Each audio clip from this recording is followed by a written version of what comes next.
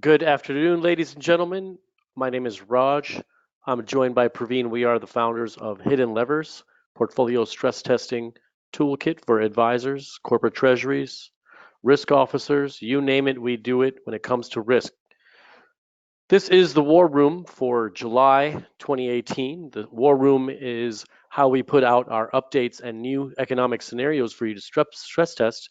You can use these to generate ideas, look for hedges, and learn about the vernacular to be used to combat the financial media and all their kind of fear mongering. Today's topic about America is America the world's new bully? There's plenty of stuff we've done to right our ship economically since the financial crisis that has had some serious effects on the emerging markets in China, and now with the rhetoric around the trade war, we may be seen as the bad guy. And so, are we the bad guy? Is America the bad guy? We'll try and figure that out. And there are certain economic scenarios that are in hidden levers that will be needing to be updated, especially the demographics scenario around Europe now that a lot of the dysfunction is behind us and it's just about much more macro topics. And also, we'll outline some of the potential for a black swan in the China scenario, especially with the rhetoric on the trade war. So let's get into it. I'm joined by Praveen. Thank you so much. Our team is about 20 people now at Hidden Levers. And here we go. Let's go. All right. Thanks, Raj. And so, we'll jump right in to talk about why this particular topic is ripe. I mean, you mentioned some of the reasoning, but maybe take us through some of the other headlines that really brought this to the fore for us. Sure. Well, economically and politically, Europe and the United States have been aligned since World War II, really. And so the baby boomer growth on both sides, as well as industry, Northern Europe and the United States have been growing. That has been called into a little bit uncertainty in the past a couple months with some of the administration's um, rhetoric on NATO and splitting up. Really, it's mostly talking points so far, nothing done. There's also been a reiteration of support for NATO. So we don't know where we stand, but it hasn't affected markets too much. In terms of the hard economics, not just politics, the dollar and interest rates have been rising, and that's exactly since the new Fed chair took over, and so that's been happening. That's changing things abroad. The Fed does have a global impact, whether it likes it or not, and so that is what's making it ripe. We may be seen as a villain, even though we're just trying to right our own ship. There has been a pretty big correction, 10 to 15% in the emerging markets countries. That includes China, India, Mexico, some of the Southern Europe, including Turkey, etc., and then of course parts of Southeast Asia. The EU itself has been reducing its growth forecasts, not only due to the trade war rhetoric, but to its own left to its own devices, it would be doing that. So all these things make us think, America might be seen as a villain out there, or the bad guy in the movie, and is that fair? So, a lot of scenarios have come together, and we'll be talking about those. Definitely. One point that's interesting, Raj, in terms of the EU reducing its growth forecast now, something that perhaps many are not aware of, even within finance, is the fact that the EU actually grew at a faster rate than the United States in 2017. So as recently as last year, they kind of came out of the financial crisis more slowly than the United States, but had finally started to pick up some steam. And but was that sort of a very brief phenomenon, or can they actually continue to try to close what we'll see as a pretty substantial gap that's widened between the U.S. and Europe? And so that's going to be one of the questions. In terms of where we can see all of this on Hidden Levers, if I jump over to my browser now and take a look for a moment. Well, let me step back here. If I'm here in Hidden Levers and I look at the scenario library, and what we'll see is the Europe scenario here. This is the one that we're going to be talking about today. Europe falls behind. You see the unhappy European Union sort of logo there. So that's one of them. But another one I'd call out for you right now, or actually a couple more. The trade war, of course, that's still very much a topic in the news. We've left it in the trending category. And a big part of the trade war, of course, really has to do with a lot of the rhetoric back and forth between the US and China. So when we talk about that, one of the things that we've decided to do is to add a new scenario here into the China eats world scenario, which, the naming of the scenario sort of inherently seems like, oh, that's positive for China, right? And there are, a number of the outcomes that are, but we did also want to look at a very much a downside, perhaps a black swan case, which is possible. And that's the notion that the debt carried, the tremendous debt load that particularly the Chinese corporate sector is carrying, that debt bubble pops there in China, taking their markets down perhaps as much as 50% from already depressed levels, because their markets have been doing very poorly, if I were to show that. And we'll see that a little bit more later in our presentation today.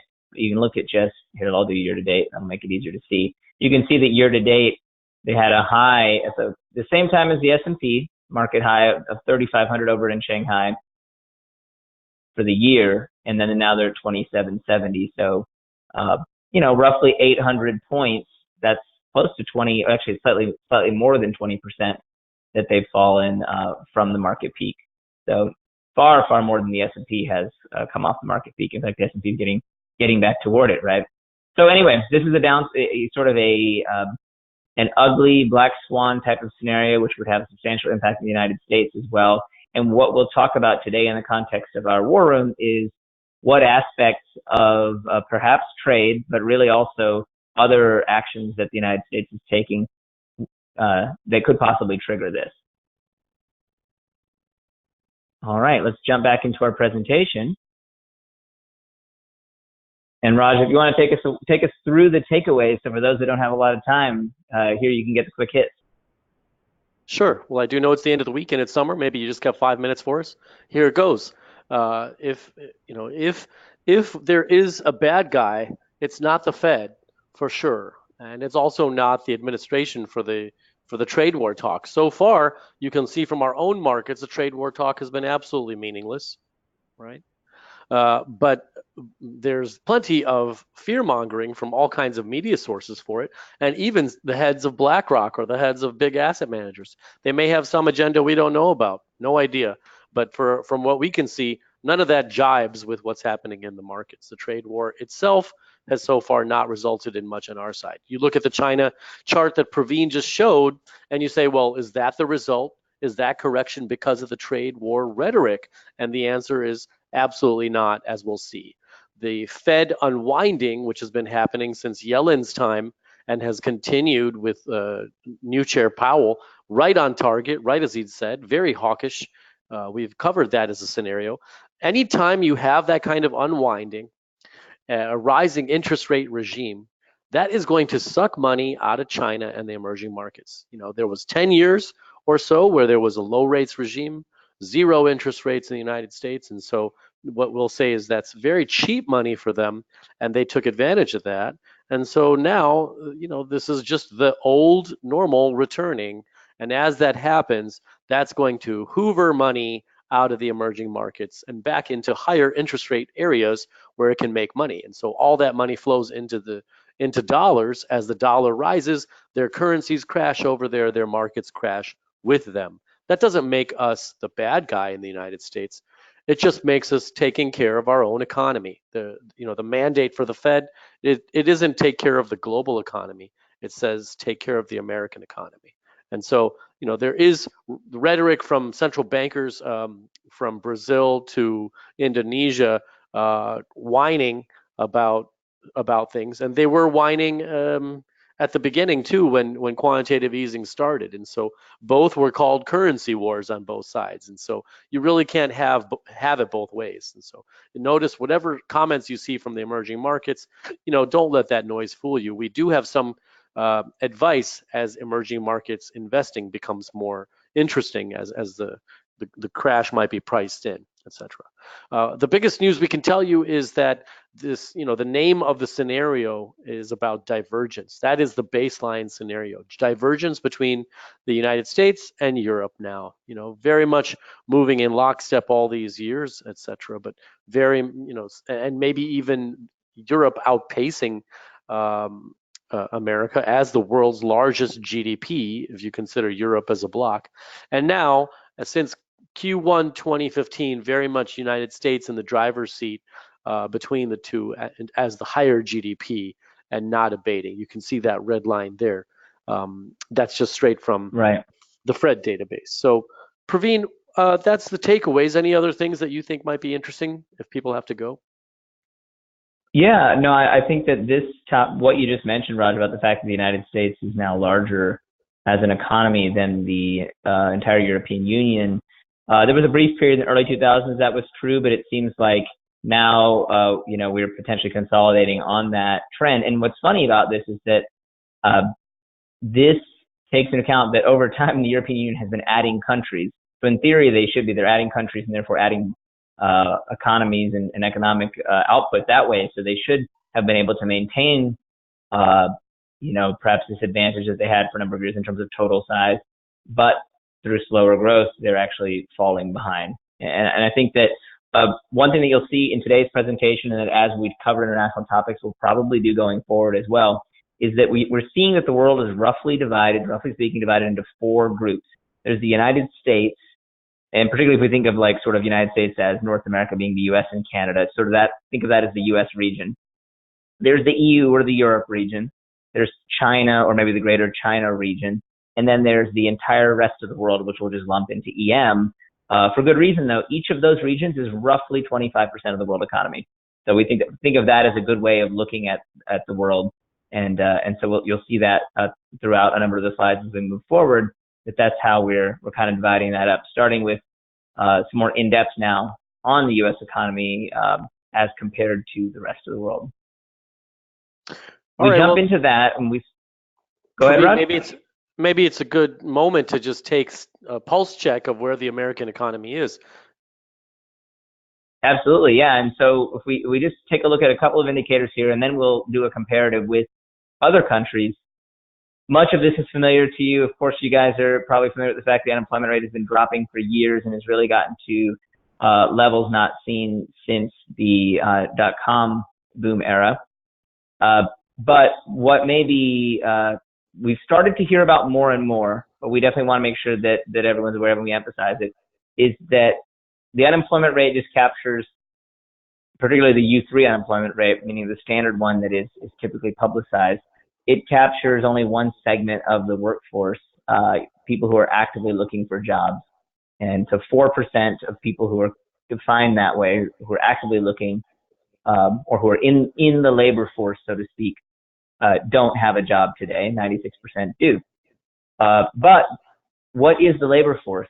So that's this lower chart. Labor force participation has been dropping and dropping and dropping for years as folks have been dropping out of the labor force for a variety of reasons. Important to note that this number is not corrected for age. So the way the labor force is defined, it's something like, well, there are different definitions, but for this broadest measure, it's like essentially like 18 plus. So as the country ages, that's going to contribute to some amount of drop, but not as much as we've seen. And so this is a positive sign, the fact that at least we seem to have finally bottomed out and are slowly trying to make our way upward here. It's okay if unemployment rises, if labor force participation rises. And so that's the key takeaway there that we see, is that if there's a little blip up in unemployment, that's okay. In fact, that may even be positive. It may indicate that some of the folks that have been sitting out the U.S. labor market finally see it as being good enough to enter back into it. And so that's kind of a key data point to watch. Especially here at the top of the economic cycle, with markets kind of overextended, right? Everybody asks us all the time, HiddenLevers, when's the next crash coming? Well, really what we're looking at is a much more nuanced thing, right? You see the mid 2000 teens where unemployment and labor force participation are going down together.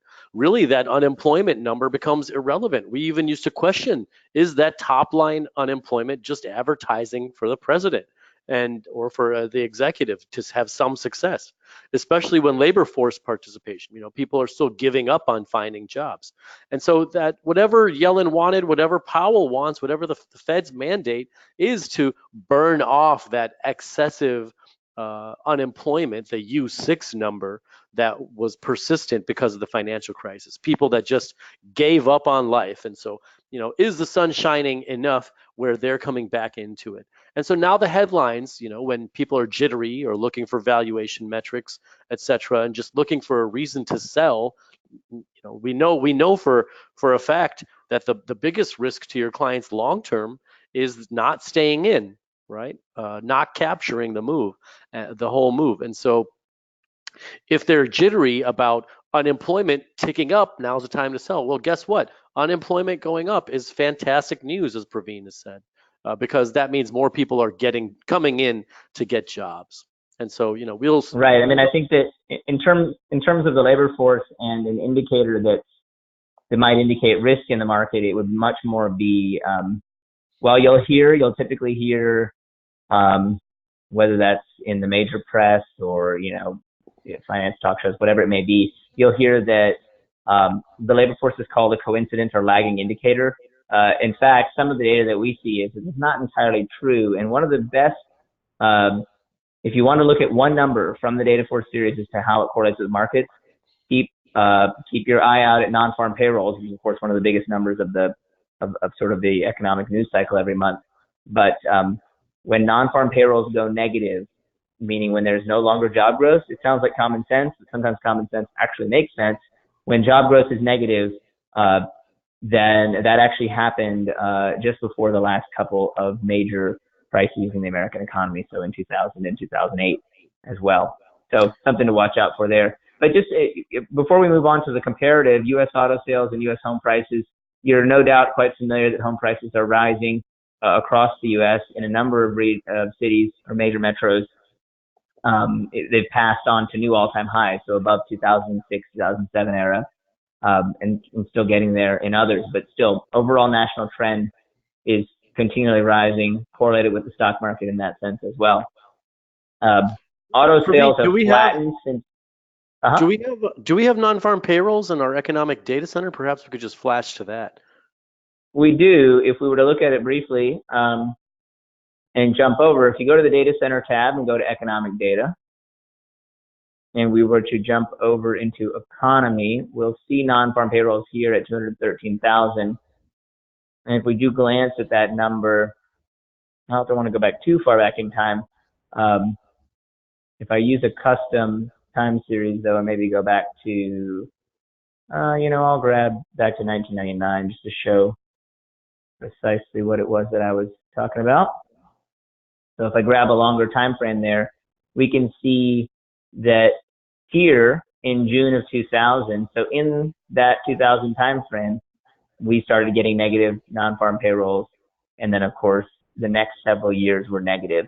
So that was one indicator, and then again we see that we go negative here in 2007, and that's well prior, as you all know, to the crash, which is of course this, but it would show up in the S&P as well. And so just a couple of indications that it's a really good indicator. You don't want to panic out the first time you see it, but if it stays negative for a couple of months, it's a pretty important indicator to look at, that the economy is not totally healthy if people aren't able to get jobs. All right, let's move on now to. There's several indicators there that let you know the economy is healthy, about economic macro, and then even industry indicators. So that's always easy. All the correlation analysis we do, we of course would surface the levers themselves. That's always there for you. Absolutely. Now, as we look at a global comparison, we wanted to just to kind of illustrate, and this is just over the past 5 years. If we were to drag this chart out longer, it would look it actually starts to look really preposterous, because China is in fact growing far faster than the U.S. and the United States. It continues to be true. And so this is, if you index all of these economies to 100 at the same point 5 years ago, then this is how they've grown on a relative basis since then. But the interesting part with the U.S. and EU is that for the first part of this data set, first couple of years, 2013, 2016, we're actually growing at pretty much the same rate. It's only after that, now the last 12 years, that this gap has opened up and is getting wider. So that's part of the divergence that Raj, you were speaking about earlier. And then if we look at some core unemployment and wage growth type numbers, we see that it kind of goes very much left to right in terms of who's still doing, relatively speaking, well. Wage growth is very strong in China. Unemployment is still relatively low. And then in the U.S., we do, for the first time in a while, at least we have wage growth north of 2%. But inflation, or the risk of inflation, has risen as well. So in terms of real wage growth, they want to look at, these numbers may not be quite as spectacular as they look in terms of China's and the U.S. But when you look at the EU, of course, you have the most negative story. Unemployment of 7.1 is actually pretty good for Europe, since they have had long time problems there. But Yes, still, wage single growth is digits relatively is a weaker. nice surprise for them. I mean, that's the diminished expectations there. Yeah, single digits is pretty good. But relatively speaking, their wage growth is still relatively weaker there. So with that in mind, then, Raj, we talk about demographics with reasonable frequency, but maybe walk us through, where these major regions are and what are the risks that come from the fact that everybody's sort of below the red line. Right. And so here, actually, the fertility chart for Europe, you see the map of Europe there. Colloquially, we always use the red line. That's where the things get bad. There's a warning. For some reason, they've decided to reverse that. And so the green areas are where you have the lowest birth rates. As you all know, the replacement rate, it was a little bit above 2. We've said our piece about demographics probably once a year, and we revisit it all the time, especially when considering if China is repeating Japan's past, if the USA is going to maintain its GDP growth. In so many facets, demographics is destiny, way bigger than politics or short-term economics or quarterly earnings. Who cares? It's big picture demographics. And so here you can see a lot of Europe, way less than 2 kids per family. And so if you want to replace you and your wife or you and your husband, you have to have 2 kids. And it has to be a little bit larger than that in terms of overall to make up for the people that die skiing in the Alps. And so really, you need that 2.1 to even break even on your population. As you go up, GDP grows. As that population declines or dwindles, or just if no one's making babies and you're not importing people from abroad, then you're going to have a decreasing GDP. Pretty easy stuff. In terms of the U.S. picture, you can see that on the left. It's not hunky-dory by any means. You can see that blue line coming down. The replacement rate was where we were, and so that line is decreasing. I mean, it's a food for thought for our own immigration concerns, not the topic of today. But where's the EU line? The green line is the one we care about for the moment, and that is way down in the mid ones. And so, they have their own populism, anti-immigrant sentiments, and if you looked at the makeup of the French football team, it was pretty easy to see they look more like me and Praveen than they look like any like Charlemagne the Great. So it's funny to talk about it, but even still in France, still very much in the green area there, in terms of fertility. So the point is that the whole first world, it is very much a first world problem to have a dwindling birth rate, but the U.S. Doesn't have that problem nearly as bad as Europe. And the other upshot we have, of course, is whether despite rhetoric or what's going on in the headlines, we are welcoming plenty of immigrants to the United States, and so that keeps our birth rate higher. Right. Well, not only are we see, of course, the fact that immigrants tend to have more children themselves, Raj, right? But also, if you add immigration to these lines, in a sense, to see where are we net, that's why U.S. population growth is still positive. Chinese population growth is veering toward the negative because they have very little immigration and also, as we see, the low fertility rate. And then the EU, of course, has the lowest fertility rate of any region on Earth, But add to that now, increasingly, if immigration is beginning to be shut down, then that closes off. I mean, there's only two ways: either children are born domestically or people immigrate. And if you have neither of those, well, then you have a demographic challenge. So the EU is without a doubt, of all regions of the world, the most exposed currently. Praveen, is that true? Is it even more than Japan, huh? I guess Japan's not a whole Well, region by any means. no, good point. Good point. And I suppose in terms of these big picture regions, Japan, of course, their fertility rate is like right down here with the EU. They also have historically not, well, far more so than the EU, Japan has historically not welcomed immigration. And so, no, you're absolutely right that Japan falls into that same bucket. And many are wondering or continue to wonder when that really, are they the canary in the coal mine? Will Japan sort of struggle first, and show that this is really gonna hit hard, and so yeah, EU and Japan would both be the ones to watch. But the EU has a lot more contribution to world GDP than Japan, so it's there's more at stake for let's say America's biggest trading partner, EU as a bloc, Right. GDP creation in general. So that's why it's more important to discuss the demographics part of Europe. Okay. Absolutely. And now when we talk about, kind of getting into the specifics, there were two aspects, Raj, that you mentioned earlier within this concept. If we go back to the good old O'Doyle rules picture there, but if we get back to this concept of the U.S. and how the U.S. actions are impacting the world, there's two aspects to that. So there's the trade war, that the rhetoric that everybody has been talking about, that is what's sucking up the news cycle excessively. And then there's the other just aspect, which is, I don't get it.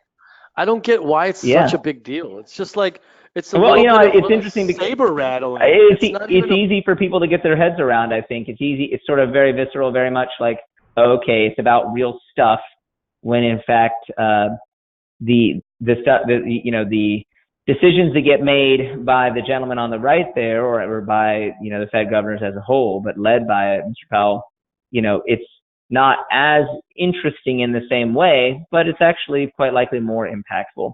Yeah. We thought this chart was really worth. Exactly. We were both chomping at the bit to talk about how good this chart is. It was put together by Andrew Miller on our team, who used to be a customer of ours, and now he's part of the team. And here you go. So even if you can't afford HiddenLevers out there, we're not the cheapest tech in fintech, but if you can't afford it, just take a screen grab of this chart, because that's when people talk to you about the trade war and how important it is. This is your this is your counterpoint to say, no, it's not. It's actually just the fact that interest rates are rising, and they haven't done that in 10 years. That's about it. It's a cut and dry conversation, and then automatically, as a financial professional, you're the smarter one, and you're the one with the authority, and then maybe they'll do what you ask them to do. So to build clout, show this chart at a larger scale. Stress test with HiddenLevers. It's toward the same end, but it's just brilliant. I mean, until April, the Shanghai and S&P 500 pretty much hanging out together. And then the second, it wasn't even the rate decision, right? Praveen, you were saying it was the minutes coming out, because that's where. Well, yeah, and that's the interesting part, is that so when we time all of these events to, and we'll see this on a couple of slides, in mid-April is when it was April, I believe it was April 11th actually. That's when the Fed minutes were released. And so prior to that, the rate hike had already been announced, when the Fed meeting adjourns and they announce the rate hike. But when the full minutes come out, that's when everyone gets to see, okay, what is Chairman Powell's strategy for the rest of the year? What is the FOMC? What are their plans going forward in 2018, maybe in 2019? And that's when it became clear to markets that, oh, okay, they are getting more aggressive. They're not talking about 2 rate hikes this year anymore. They're talking about 3, maybe 4, and really moving at a much more substantial pace. Not saying if, maybe we'll hike rates, but no, just, hey, it's going to be like clockwork. We're going to do this, pretty much every meeting, every other meeting, roughly quarterly going forward. And so with that, that's when we start to see this divergence when that news gets digested by the market. And here's the interesting thing to keep in mind. So this is a 0 percentage point line. So the S&P is up right around 5% since the beginning of the year. The Shanghai, this is the Shanghai A shares index. So Shanghai is now down right around 15% on the year. But bear in mind, this is in local currency terms. And so if we add the impact of the declining or the rising dollar and declining yuan to the mix, we're actually going to see a number that's more like -20 for American investors who might happen to have money there. So you get that double whammy. You get it in both directions, but certainly on the risk side, you get it too, as the dollar has been rising and foreign markets and including China are falling. We're getting very substantial impacts. So, and then, on the idea of the bully, are we the bad guy here on the world stage, economic stage? I mean, you can say what you want about the administration or, all the rhetoric. That's not our concern. We care about data and economics. So here you see, what is Powell trying to do? What is the Fed trying to do? They're fulfilling the mandate, right? Get to decent inflation and full employment. And so if you look at what the old normal was, we have a scenario on site called New Fed Hawks. The old normal was a very good scenario. You have a GDP rising, 10-year treasuries rising, and along with it, interest rates rising. And so, back to that old normal where retirees are saving and all those great things that used to happen when interest rates were in the 4s and 5s. And so here, that's where we're headed to. So is this bullying or is this just righting our own ship? And so, right. It's another way of, it's a renaming for Fed unwinding, really. The Fed is continuing to unwind the easy money policies of the post-financial crisis era. So rather than probably bullying, I'd call it on economic terms. I'd just say, we're just not as nice as we were, Mm-hmm. Here's another kind of way to look at that is currency flows and what's going on with emerging markets. A number of different charts here. Perhaps the easiest one to start with is what's in the top right. These currency change against the dollar. This is year to date. Ironically, the Mexican peso, which is perhaps that's the country that gets the most of the press with respect to the trade war rhetoric, in terms of its actual performance with respect to its currency, it's actually positive on the year relative to the dollar, whereas most of the emerging markets, so we see Indonesia and India, Russia, South Africa, and so on, are going down by double-digit percentage in many cases. Remember, these are currencies. Currencies don't typically move this fast. They don't move in typically, at least, at equity-like velocity. So a -20 roughly for the Turkish lira, and then of course over -30, roughly a third down for the peso, Argentine peso. These are really big moves. Some of these, of course, reflect difficulties that are local to each country. They don't want to overgeneralize, but at the same time, as we'll see, when we look at we'll look a little later at another slide that kind of looks a little deeper at this. A lot of this is also timed to when the dollar started its recent rally, the rally that we see in this lower chart. So starting in that mid-April timeframe, this is when those Fed minutes comes out and the new strategy is unveiled, and we see a rapid rise in the dollar there. Roughly 6% is the rise in value, and then we see the correlated decline on the EM currency index just as an average across all of these. A big thing to note, Praveen, is that not all emerging markets are created equal. We're in the era of indexing the hell out of everything and just lumping all countries that are not USA, Europe, or China into one bucket called EM. And just, put on your due diligence hat, your PM hat. If you're looking at emerging markets as investments, it is more attractive. They just don't have the overextended nature of U.S. equities or the tech stocks. So they might be appealing to you. And so, the real discernment comes in where are the capital accounts And how much of that cheap money when interest rates were zero did they borrow?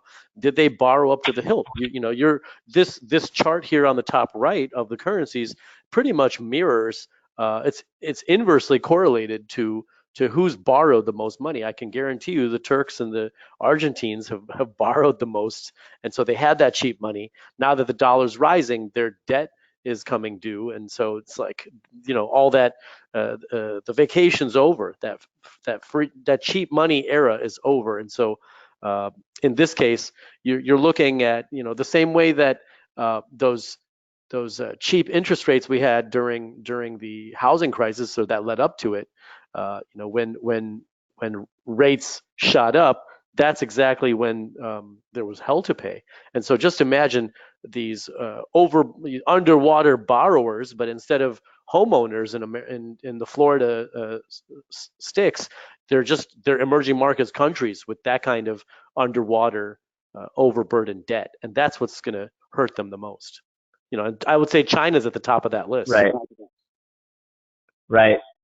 Well, and so that's looking at, the currency impact. So, we've been talking now about really different forms of Fed impact, and we'll revisit that in a moment. But let's talk now about tariffs, since that, is it's the other aspect of the kind of notion that the U.S. is throwing its weight around internationally. On the top here, just breaking down the trade deficit a little bit in terms of the actual annual deficit. So 700 billion before the financial crisis, 568 today. So in that sense, the net deficit has dropped pretty substantially. It's actually grown in the last year. The irony of this is that it tends to be, or rather the irony of some of the rhetoric you hear about, oh, we've got to cut the trade deficit or get the trade deficit to zero or something like that, get a trade surplus, is that in the United States, we tend to see that faster economic growth is correlated with larger trade deficits, because when we have faster economic growth in the U.S., then American consumers like to buy things, and many of those things are made overseas, and so therefore it drives the deficit up. But that's because they have money, not because they're necessarily borrowing or something to get those things. Anyway, looking at the flows between various countries, as everybody probably knows by now, the net deficit to China is the largest, but there is a net deficit with the EU as well, with Mexico, so a number of countries, and of course there are net surpluses with other countries, so that on total it adds up to this magnitude. With respect to tariffs, and then putting it all into context, so since in 2018, we've seen steel tariffs and aluminum tariffs. We've seen a more general tariff on China, a first one that was enacted that was on roughly $35 billion worth of goods.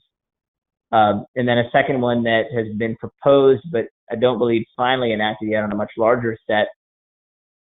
And then lately, President Trump has been talking about an import and overall tariff across all automobiles of 25%.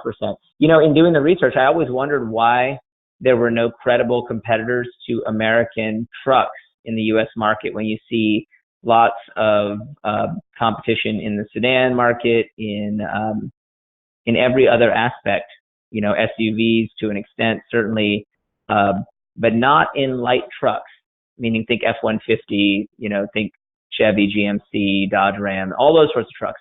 The reason why is there's a 25% tariff on light trucks. So that specific segment of the American car market has been protected for decades. President Trump is proposing to roll out such protection to all automobiles, but keeping these sorts of numbers in mind for a moment, we thought we'd look at the context of the magnitude of these kinds of taxes. And so, if, for instance, a 10% tariff were rolled out across all Chinese imports, then you're looking at a tariff of around $51 billion a year, which in the context of the entire United States economy as of today works out to around 0.25%. So it's not nothing, but neither is it, is it sort of earth-shattering in and of itself. So far, perhaps the reason that the market hasn't reacted overall as negatively as we expect to the tariffs is because it's about context and the actual magnitude. If we were to see I don't know, a 25% tariff rolled out in a very sort of smoot-hawley type of way across basically everything that the U.S. imports, then we're talking about 25% of a number around 2 trillion. So then you start to get into a number which is like 500 billion. That starts to matter. That's roughly the same as U.S. GDP growth in a year.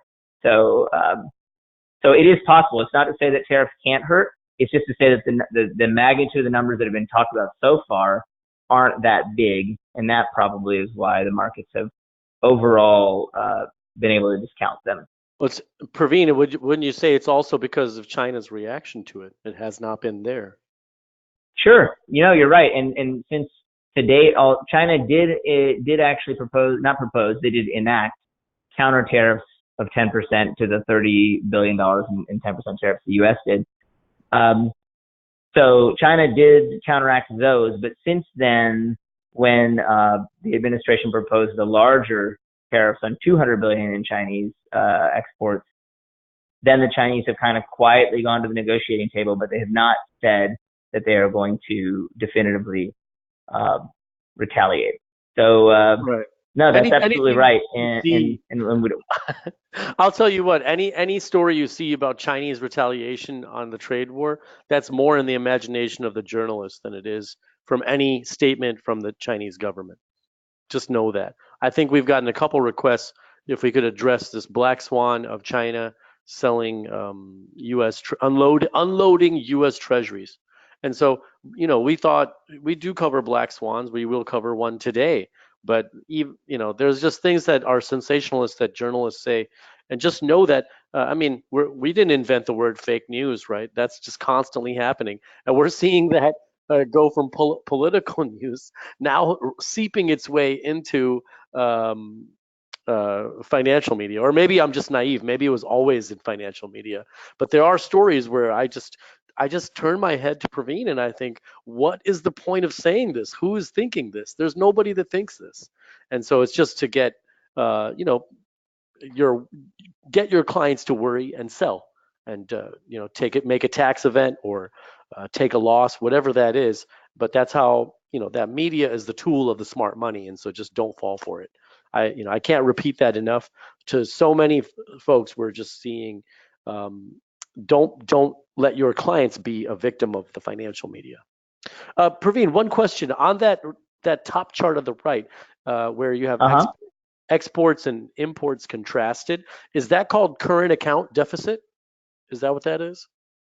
Right. Well, so this is actually trade balance and trade deficits.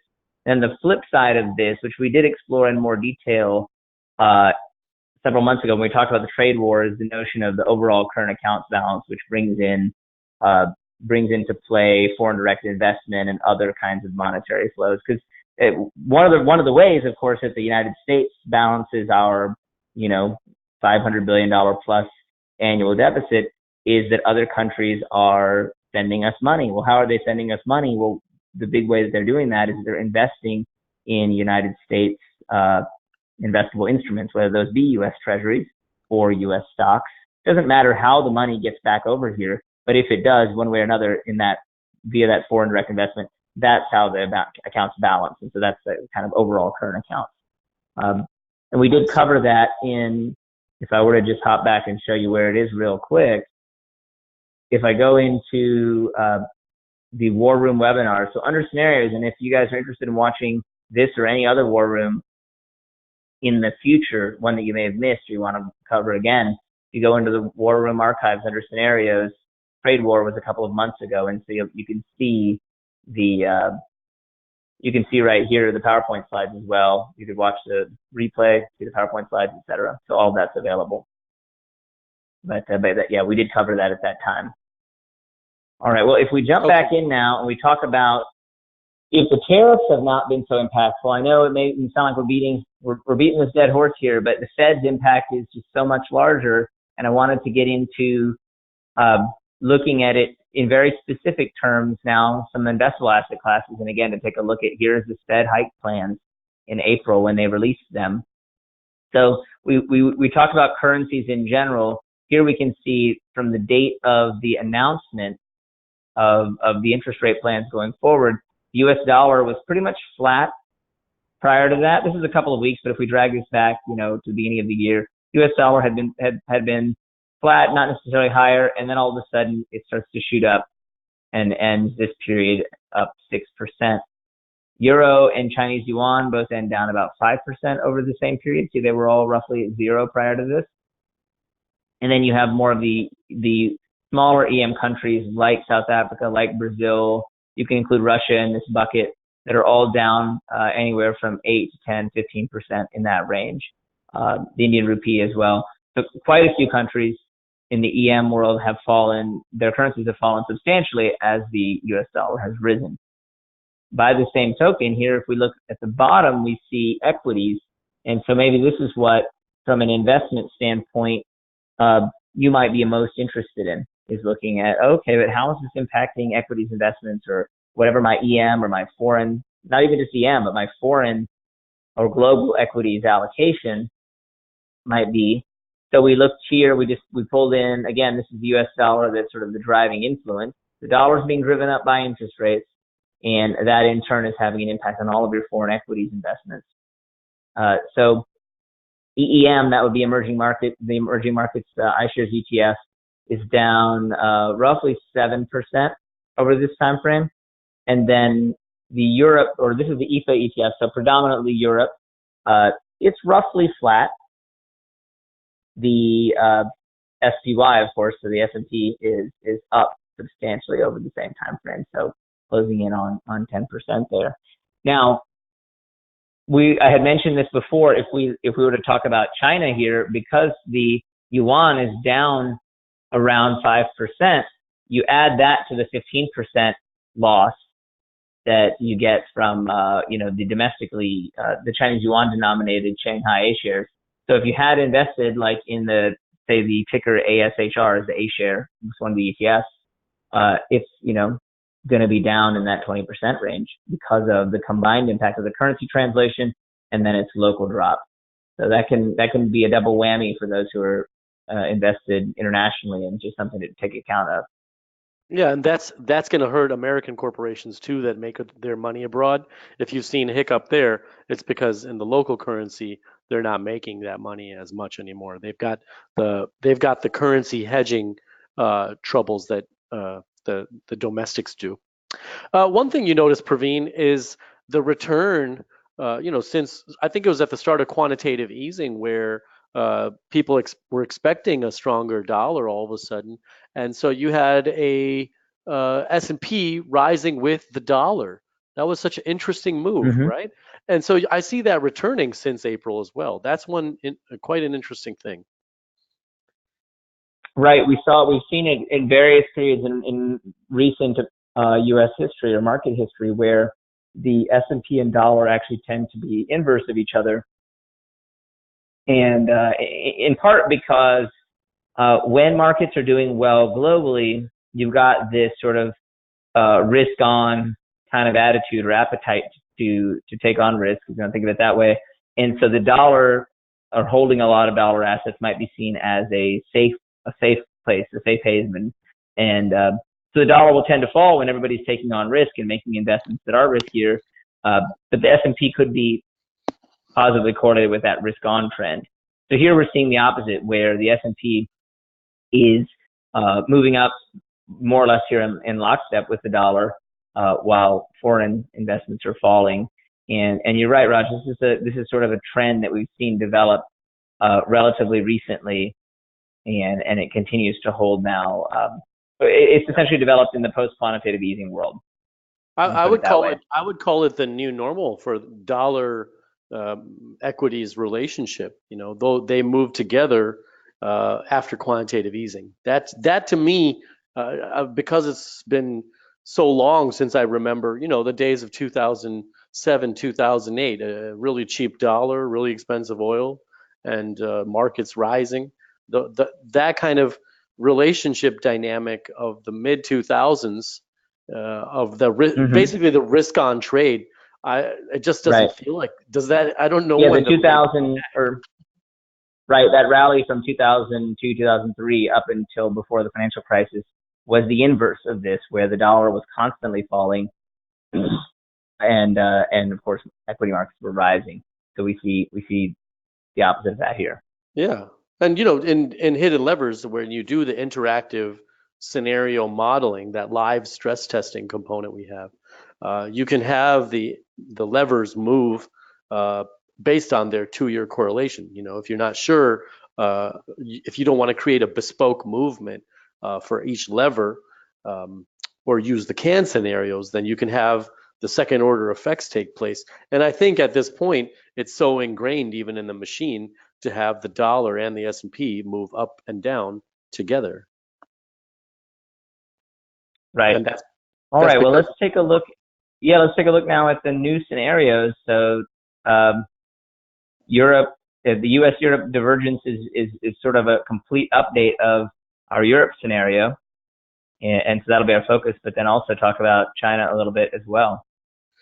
well, Praveen, at the top of the war room today, you talked about China and that black swan. Really, I don't want to be um, I don't want to be too out there and say the trade war talk doesn't matter at all. There there is some things happening.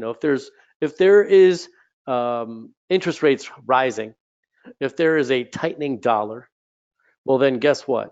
That means that the debt coming due, not only in China, but in all its little brothers in the emerging markets.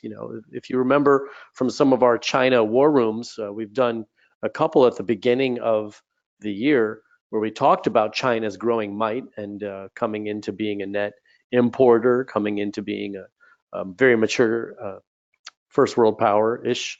So in that way, they've had serious infrastructure commitments in their subordinates, the places where Chinese businessmen go, government people, they're kind of countries they give money to, right? You've got Burma, Vietnam, uh, definitely North Korea, different parts of China itself, Tibet, all those places where they've made huge infrastructure commitments. Those are borrowers of money themselves.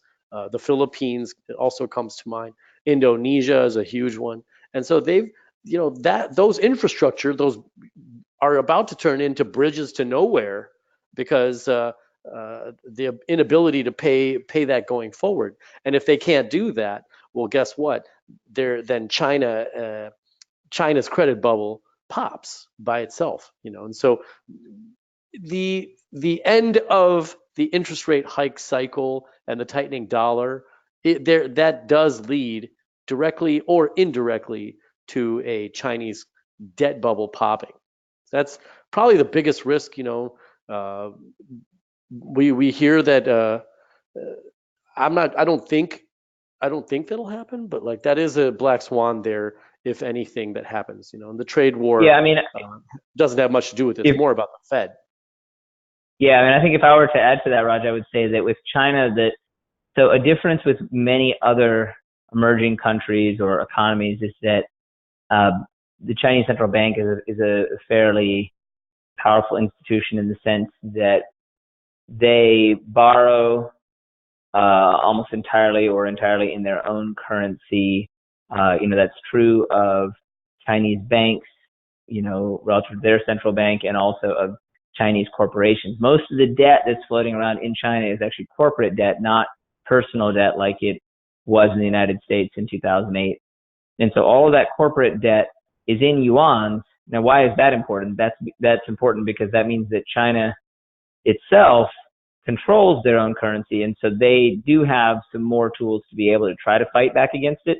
Doesn't mean it can't happen. I mean, in the United States, all the borrowing was in the U.S. dollar, and we still had the financial crisis. So, of course, that's not doesn't mean that it's a perfect cure, but it's a lot less risky than, say, the Argentina / Venezuela / Turkey / other countries where a lot of the borrowing is actually happening in dollars or euros or other outside currencies, so that when the wheels start to come off, then they literally have no tools with which to try to take care of things because they don't even control the currency of the borrowing. And in fact, as their currency starts to plummet, then the debts become even they become relatively larger. So it becomes even more difficult to pay back.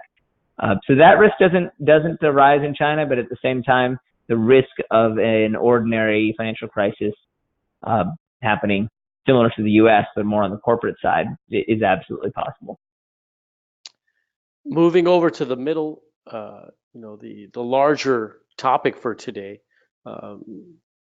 the idea of, oh well, the are we the bad guy when it comes to Europe, and are they taking their growth forecast down because of trade war rhetoric, or because of the Fed?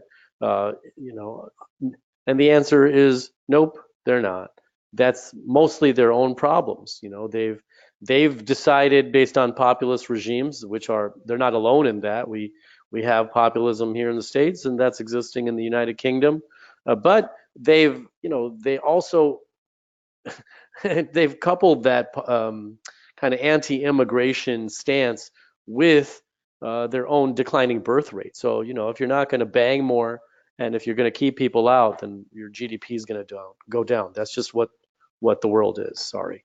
Emerging markets, you've got a hawkish Fed right now. We know that. We've beat that drum. And so the easy money's over. But as we said, not all emerging markets countries are created equally. If you're just going to take the generic BlackRock index, then you're probably overpaying for that portfolio management.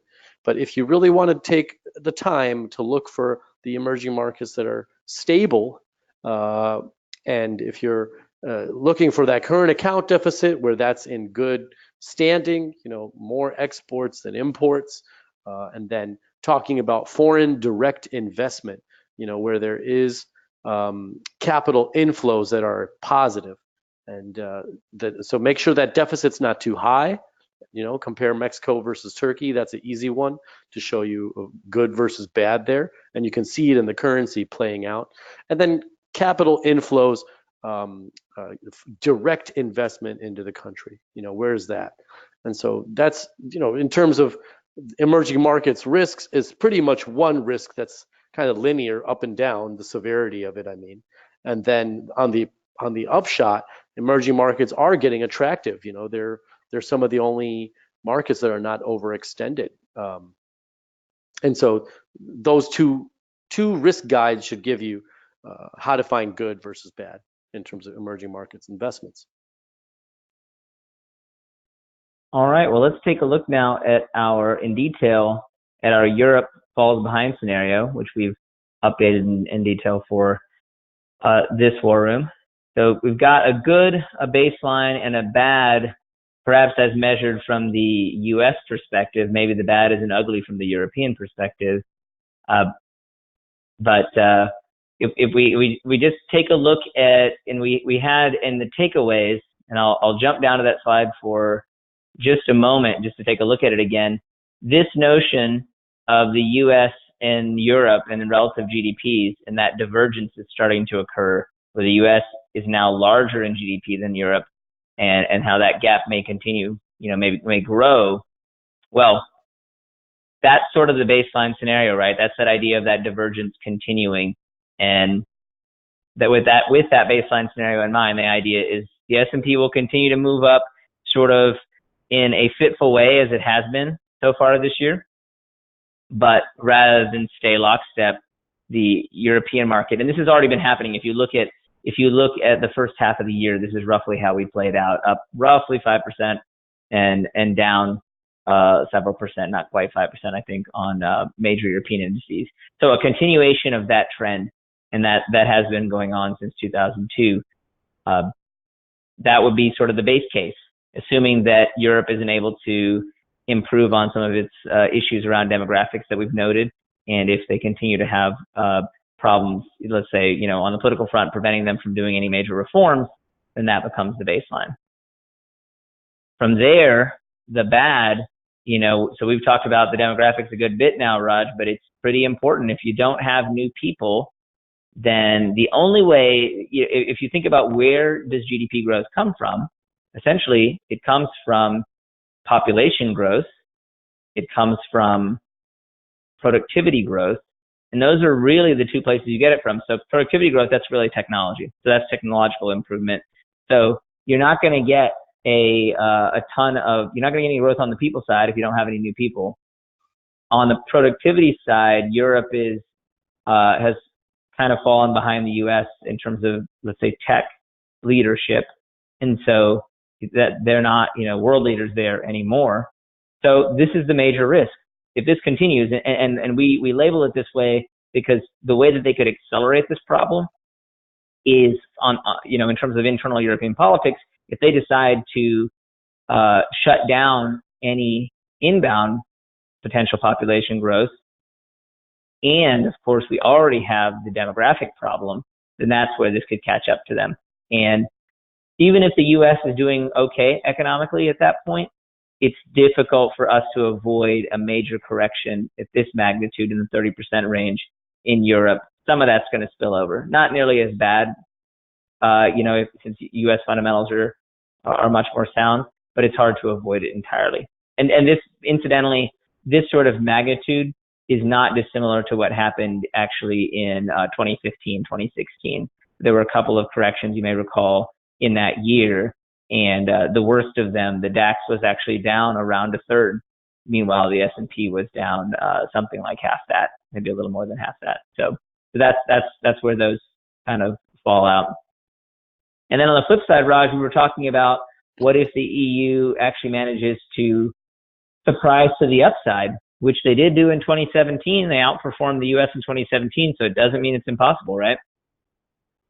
Right, it doesn't. I mean, if they do that, then the U.S., which is at again an overextended market, may go up with that. That is a large trading partner, and so that the reason those markets have grown together is because they're the two largest. That Europe as a bloc and then the United States were the largest economies.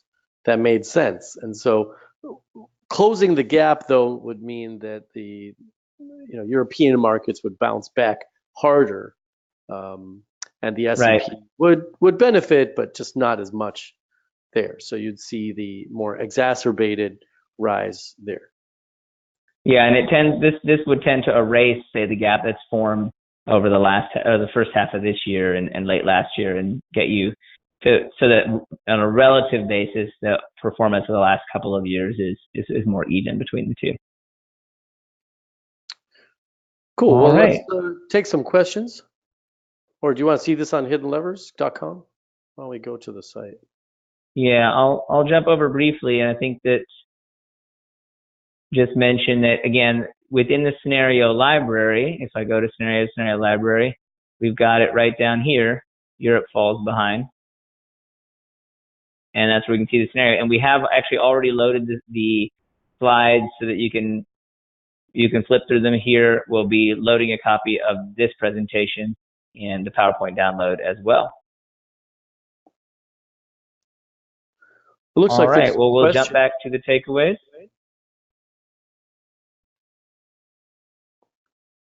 I'm just trying to click open the questions here.